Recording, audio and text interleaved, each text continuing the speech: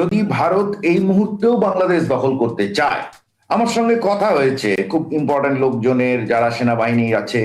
এটা কিন্তু খুব সামান্য ঘটনা, মানে আজ রাতে শুরু করলে আগামীকাল সকালবেলা হবে। ভারত সময় নেবে, তার সময় অবধি যাবে।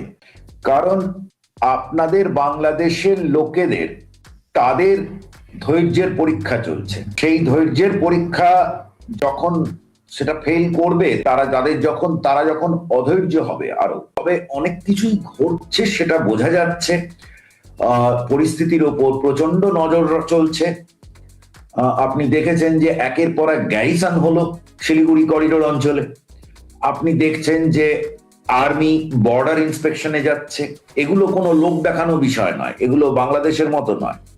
তারা প্রস্তুতি নিয়ে রাখছে, নানান রকমের চিন্তা মাথার মধ্যে আছে, তো সেগুলোর প্রস্তুতি সবগুলো চলছে।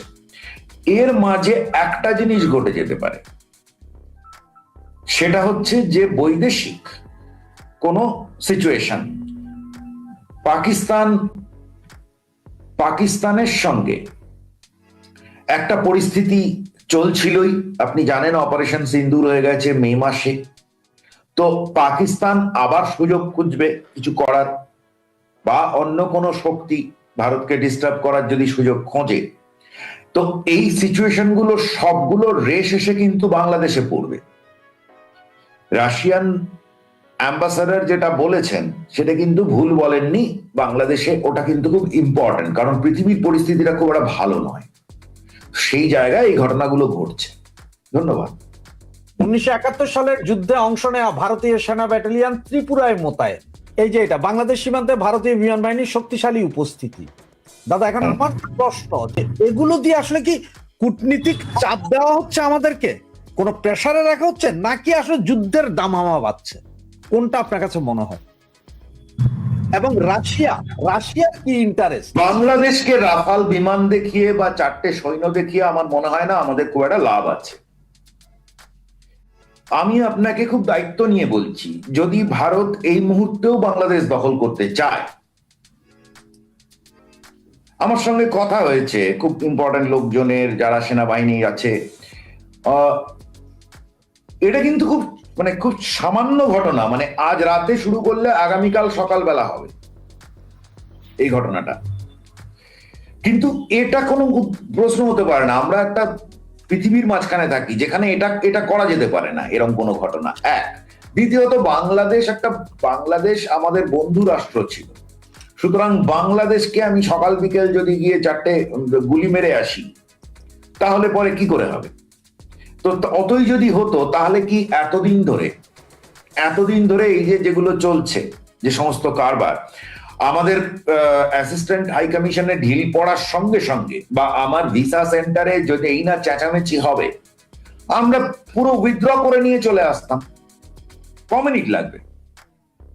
ডিপ্লোম্যাটিক রিলেশনশিপ পাকিস্তানের সঙ্গে যেমন রাখা হয় না তেমন। তো সুতরাং এটা আমার মনে হয় না যে শুধুমাত্র একটা দেখাবার জন্য 4টে খেলনা বার করে আকাশে ঘুরছে আর বর্ডারে গিয়ে ঘুরঘুর করছে। কেমন? এগুলো নানান পরিস্থিতির জন্যই তৈরি থাকছে, নানান ধরনের প্ল্যান আছে, নানান ধরনের, সরকারের কাছে তো আমাদের মতো নয়, তাদের কাছে তো নানান খবর আছে, তাই না? জি জি। যেমন ধরুন, বাংলাদেশ পাকিস্তানের ভেতর যদি কোনো ডিফেন্স চুক্তি হয়, কেমন, বা অন্য কোন দেশের সঙ্গে, দুটো দেশের এখন ভয়ঙ্কর উপস্থিতি, একটা টার্কি, পাকিস্তান, এবং তার সূত্রে আমেরিকা সেখানে গিয়ে 5টা কাজ করছে। তো এখন ধরুন কোন দিকে কোনটা মোড় নেবে, তার জন্যে হয়তো অনেক কিছু পরিস্থিতি, যে এই ঘটনা ঘটলে এইভাবে রিয়াক্ট হবে, ওই ঘটনা ঘটলে ওইভাবে রিয়াকশন হবে। আমার মনে হয় এগুলো সবই প্রস্তুতির অংশ হিসেবে দেখা উচিত, এবং সর্বক্ষণ যে সেগুলো শুধু, আর ওই যেগুলো বলছেন যে মহড়া টহরা ইত্যাদি, হয়তো অনেক কিছু হয়তো রেগুলারই হতো, তবে যেমন 3টে গ্যারিসন যখন হয়েছে তখন বোঝা যাচ্ছে যে কোথাও কিছু প্ল্যান আছে। কারণ তা না হলে পরে ওরকম দুমদারাক্কা গ্যারিসন খুলবে কেন? আর আহ, মানে অঞ্চলটা জুড়ে কিন্তু বাংলাদেশে যে প্রবলেমটা বাংলাদেশ তৈরি করেছে সেটা হচ্ছে, যেটা বুঝতে পারছে না হয়তো কেউ, বা বুঝলেও বলছে না সেভাবে, সেটা হচ্ছে বাংলাদেশ যদি এর থেকে না বেরোতে পারে, এই মুহূর্তে তো আমি কোনো সম্ভাবনা দেখছি না, তাহলে বাংলাদেশ কিন্তু আমাদের এই অঞ্চলে একটা ডিস্টার্ব স্টেটে পরিণত হবে, এবং ভালো রকম সময়ের জন্য। এবং তখন কিন্তু গোলা বারুদ অনেক কিছুই হবে। আমি মানে এভাবে বলতে চাই না, কিন্তু পরিস্থিতিটা খুব গোলমেলে দিকে যাচ্ছে। একটা পা স্লিপ করলেই গন্ডগোল হয়ে যাবে। আর আপনি যে দেখছেন যে আজকের যা পরিস্থিতি আছে, ধরুন এই মাসেরই শুরুর দিকের ঘটনা, বাংলাদেশে এক গাদা খবর বেরোলো যে ভারতকে দেখিয়ে দেওয়া হয়েছে পেঁয়াজ না কিনে, ওদের পেঁয়াজ পচছে। তার 7 দিন যায়নি কি 10 দিন যায়নি, তারপরেই পেঁয়াজ ওখানে 150 টাকা কেজি হয়ে গেছে। তখন পেঁয়াজ কেমন?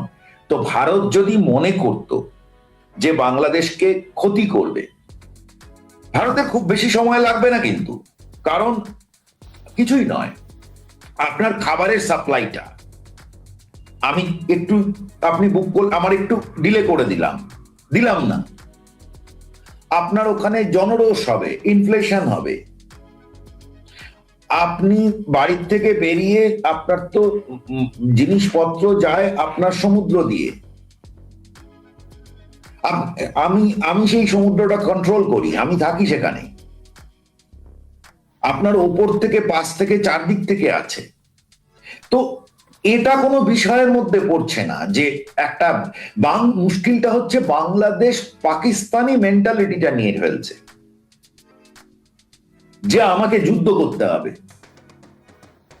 এইটা খুব মুশকিল, এটা খুব মুশকিল। এবং তুমি যদি আমার শত্রুর সঙ্গে হাত মেলাও এবং এমন কোনো কাজ করো যেটাতে আমি মনে করি তুমি আমাকে থ্রেটেন করে ফেলছো, কেমন? তো ধরুন আপনি আমার বন্ধু, কেমন? এবার আমার যে শত্রু, তাকে নিয়ে আপনি খুব ফুর্তি করছেন, তাহলে আপনি তো আমার বন্ধু থাকতে পারেন না। তার কারণ আপনি ওর সঙ্গে যদি ফুর্তি করতে পারেন, মানে দারুণ দহরম মহরম করতে পারেন, আপনার সঙ্গে দেখা হলো, আপনি আলাপ করলেন, আপনি 4টে জিনিস পেঁয়াজ কিনে আনলেন, এক জাহাজ, এগুলো চলতে পারে, এগুলোর মধ্যে কোনো অসুবিধা নেই। কিন্তু আপনি দরজা খুলে দিচ্ছেন তাকে, একটার পর একটা প্রচুর স্টেটমেন্ট আছে, আপনি দেখুন, এবং প্রচুর স্টেপস আছে। যেমন ধরুন ইন্সপেকশন ছাড়া পাকিস্তানি জাহাজ ঢুকবে, কেমন? যেটা আমি চাই না। তো কারণ অনেক অনেক ঘটনা আছে না এই অঞ্চলে। আমরা কি 10 ট্রাক অস্ত্রের কথা ভুলে গেছি? 2004 সালের ঘটনা, মোটে, হ্যাঁ, 20 বছর আগের ঘটনা। তো ঘটনা ঘটবে কতক্ষণ? তাই কখন এই গোটা জিনিসটাই খুব সূক্ষ্ম, সরু সুতোর ওপর দাঁড়িয়ে আছে। একটা ভুল হবে আর গন্ডগোল শুরু হবে, এবং বাংলাদেশ কিন্তু এই অঞ্চলের একেবারে মানে সব থেকে ডিস্টার্বড অঞ্চল হবে এই আমাদের এই গোটা অঞ্চলের ভেতর। ধন্যবাদ। এই যে শেহবাজ শরীফ দলের নেতার হুঁশিয়ারি, ভারত যদি বাংলাদেশের নজর দেয়, পাকিস্তান মিসাইল কিন্তু দূরে নয়। এখন সে পাকিস্তান, হ্যাঁ বলুন, কিভাবে দেখবেন এই জিনিসটা? এটা কি উস্কানি? না না, এগুলো দিয়ে দেখার কিছু নেই। পাকিস্তানে সরকার বলে কিছু নেই, সরকারটা একটা কাঠপুতলি, কেমন? কেউ কি কোনো দেশে শুনেছে যে সেই দেশের সেনাপ্রধানের সঙ্গে ট্রাম্পের বৈঠক হচ্ছে আর প্রধানমন্ত্রী ঘরে বসে ছোলা খাচ্ছে কি রুটি পরোটা খাচ্ছে? কোনোদিন হয় এটা? আমেরিকার প্রেসিডেন্টের সঙ্গে মিটিং করতে যায় তার আর্মি চিফ, রিসেন্ট এমনিতেই ক্ষমতা ছিল, তো এটা তো বলাই হতো আগে যে সারা পৃথিবীর সব দেশের একটা আর্মি থাকে, পাকিস্তানে আর্মির একটা দেশ আছে, এটা আগেই বলা হতো। তো এখন যেটা দাঁড়িয়েছে সেটা হচ্ছে যে আরো এই খুব কিছুদিন আগেই, মাস কয়েক আগেই আবার কি সব পরিবর্তন করে নিল কনস্টিটিউশনে, করে এখন মুনিরের ক্ষমতা, আসিফ মুনিরের ক্ষমতা আরো বেশি, সেই সর্বময় কর্তা। সেই হচ্ছে পাকিস্তানের সঙ্গে কথা বলতে, ট্রাম্প যদি তার সেনাপ্রধানের সঙ্গে কথা বলে তার মানে সেই দেশের প্রধান। বাকি এই যে দলগুলো আছে তারা করবে এটা, তাদের একটা সরকার আছে, তার একটা প্রধানমন্ত্রী আছে, তার একটা ফরেন মিনিস্টার আছে, তার একটা অমুক আছে তমুক আছে, তাদের কাজটা কি? তারা কিছুই ঠিক করে না। তো সুতরাং বক্তৃতাবাজি করবে। তো সরকারের প্রধানমন্ত্রী থেকে ফরেন মিনিস্ট্রি সবাই, ডিফেন্স মিনিস্টার, পাকিস্তানের ডিফেন্স মিনিস্টারের কি কাজ, কোন কাজ আছে তার? তো এটা যদি সরকারের ওপরের লোকেদেরই হয়, তার তলার কোন নেতা কে কি বললো এটা নিয়ে তো হবে না। এদের কাজ হচ্ছে পিআর এজেন্সির মতো, এদের কাজ হচ্ছে মাইক নিয়ে ফুঁকে বেড়ানো। তো ফুঁকে বেড়াক, মিসাইল হোক কি না হোক, মোদ্দা কথা হচ্ছে সেই মিসাইলের ক্ষমতা, মানে সুইচটা ও দলের কাছেও নেই, ওদের ওদের যেটা তথাকথিত সরকার তার কাছে নেই, সবটাই আর্মির কাছে আছে। ধন্যবাদ দাদা। অনেকে একটা জিনিস এখন বলছে যে নরেন্দ্র মোদী এবং আমাদের ডক্টর মোহাম্মদ ইউনূস সাহেব বলছে যে ওনাদের মধ্যে আসলে খুব ভালো বন্ধুত্ব, দুজনের মধ্যে হয়তো গোপন রিলেশন আছে, যার কারণে হয়তো, যেহেতু ভোট আছে 26-এ ভোট আছে বাংলাদেশে, 26 আবার আপনাদের ওখানে একটা স্টেটে ভোট আছে সম্ভবত, যে যার পশ্চিমবঙ্গে আছে, পশ্চিমবঙ্গে, যার কারণে দুই দেশে, পশ্চিমবঙ্গে আছে, আসামেও আছে ভোট। হ্যাঁ, মানে ওদের কথা যেটা, যে এই যে বাংলাদেশে যেমন ভারত বিরোধিতা আছে, জিয়ে রাখা হচ্ছে 26-এর ভোটের কারণে, এবং মোদিজিও সেম এই কারণেই ভারত বিদ্বেষিতা ইয়েটা জিয়ে রাখছে। কথাটা কি আসলে কি ভারত বিদ্বেষিতা না বাংলাদেশ বিদ্বেষিতা? বাংলাদেশ বিদ্বেষিতা। আপনি দেখেছেন বম্বেতে কি কি হয়েছে? না, আমি পছন্দ করি না কারোর আমি নিজে সাবস্ক্রাইব করি না কোন দেশের পতাকা মারানো, এই সমস্ত আমি সাবস্ক্রাইব করি না। দেশের পতাকা কি দোষ করলো? জি, তো মহারাষ্ট্রে হয়েছে, ত্রিপুরায় ইলেকশন আছে, আর ত্রিপুরায় কে করছে? বিজেপি করছে না, টিপরা মুথা করছে, রাজার যে পার্টিটা। জি, আর টিপরা মুথা কাদের পার্টি? ত্রিপুরী জনগোষ্ঠীর পার্টি। ত্রিপুরী জনগোষ্ঠীর একটা বড় অংশ তারা খ্রিস্টান। এটা একদম বাজে কথা যে এই জন্য ওইটা হচ্ছে সেইটা হচ্ছে, ওই সমস্ত নেই।